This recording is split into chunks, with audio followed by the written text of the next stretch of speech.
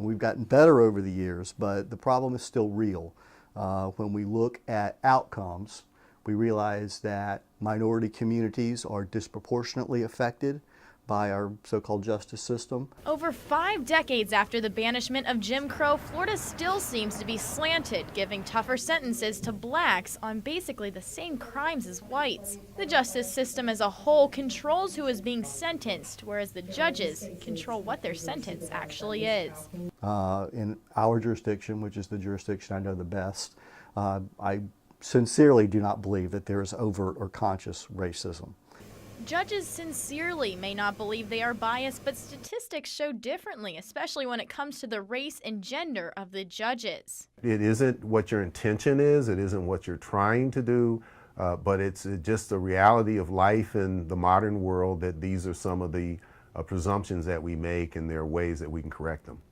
For third-degree felonies, white judges sentence black defendants to 20% more confinement than white defendants, whereas a black judge on average is closer to even, with only 3% less time for blacks than whites. The 8th Judicial Circuit Court covers an area with about a 12% black population.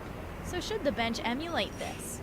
We represent a lot of counties and circuits that look like us. So with all those people in all those different counties that make up the 8th Judicial Circuit, how many black judges do you think we have? Well, for the 8th Judicial Circuit Court and Alachua County.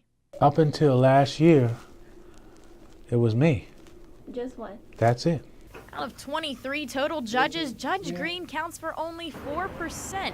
These statistics press Florida to have their judges go under diversity courses. It's not that anyone's going to walk away from it and say, yeah, that's me, you know. But what they'll do is at least they'll be aware of it.